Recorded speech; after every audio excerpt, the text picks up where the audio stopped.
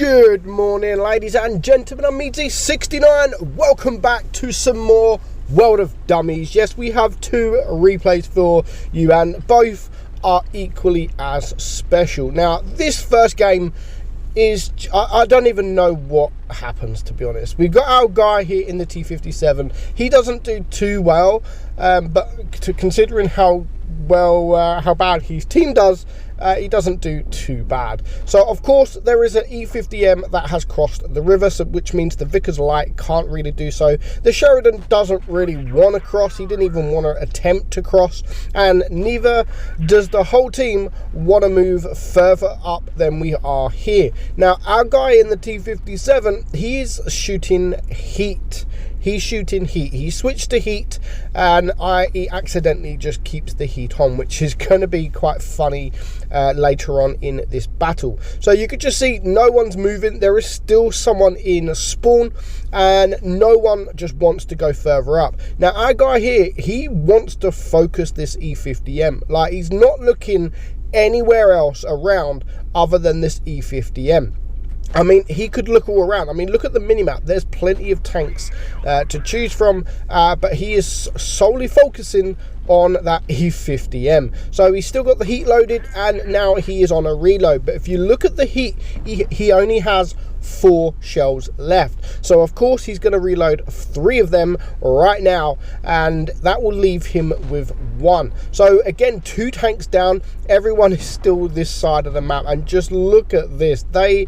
No one wants to move. God knows what this pattern is doing. The other heavy has only just came around this side of the map, and here comes the E50M. So he's going to get a shot there, but no one absolutely wants to move. He's going to shoot heat into the tracks of the IS-8. So he's got 1 shell left, and now he's on a reload. And before you know it, it is 2 versus 7. He's gone for the full reload, but he only has 1 shell left. So those of you that have been playing the game for a while, you already know what's going to happen. He's going to reload his magazine, but because he only has 1 shell left, he is only going to reload 1 shell. I mean, this was an absolute shitstorm of a battle. 7-0, 2.5 minutes.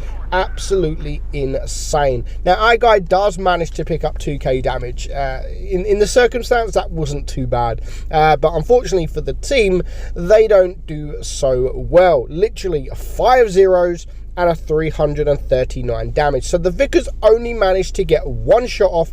Everything else didn't get anything off. Now you got an E5, a Grill, a Sheridan.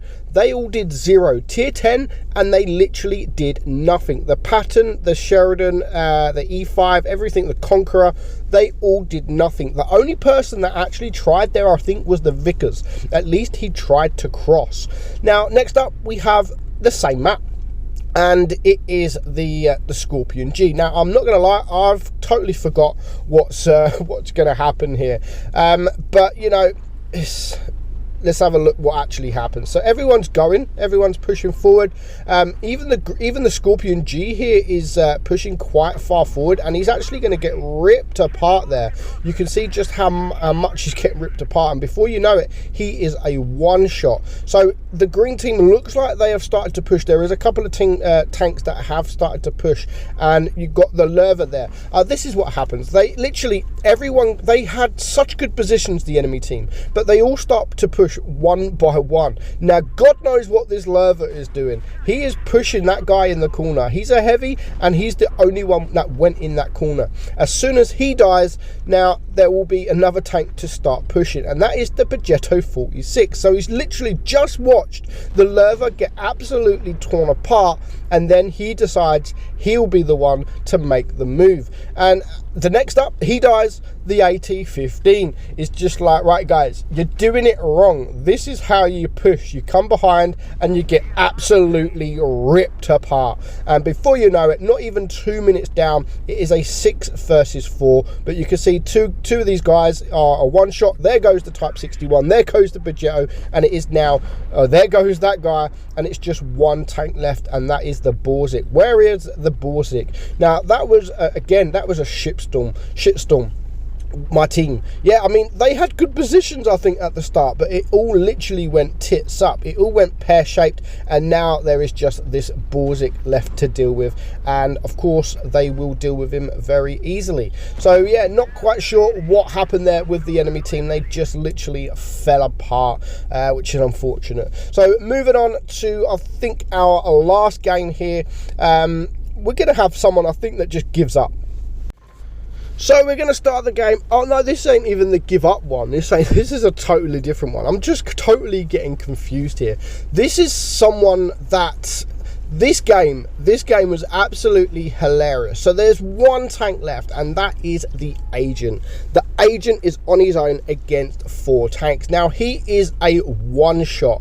Now what we're actually going to have here is a special person in that WZ. Very special indeed. Now when this stuff happens, this happened a few times, when stuff like this happens, you literally just want to snap your device in half and just completely uninstall the game and never play the game again. So of course the agent is a quick tank. We know it's a quick tank, a brilliant light tank, but still, when you're on your own against 4 tanks, nothing should be possible.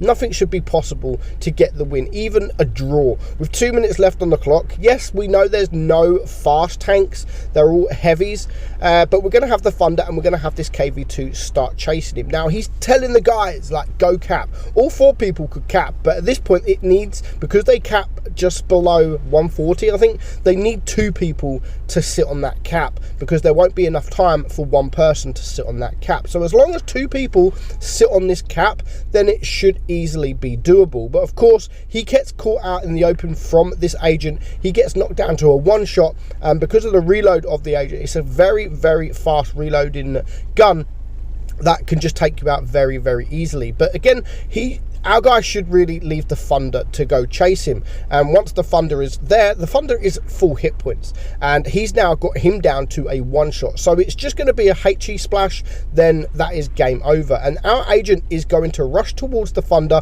and just relocate. A fair play to this agent, really, really fair play to the agent. He played brilliantly, and of course he does take out our KV2, but nevertheless, doesn't worry. Doesn't matter, there's still 2 people on the cap. So by the time the agent has tried dealing with that Thunder, these guys will cap anyway. With 30 seconds left on the clock,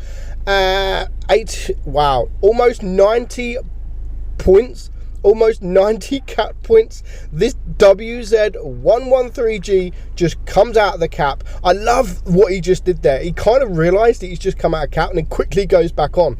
But by that time, it is too late. And this agent somehow manages to stay alive, and he gets a draw. Thank you very much, WZ. You have just cost the game for no reason whatsoever. So yeah, I love seeing things like this. It's funny, not when it happens to you, but it is funny. So let me know your thoughts in the comments below, guys. I'm meadsy69. I hope you enjoy the video, and I'll catch you all soon. Bye bye.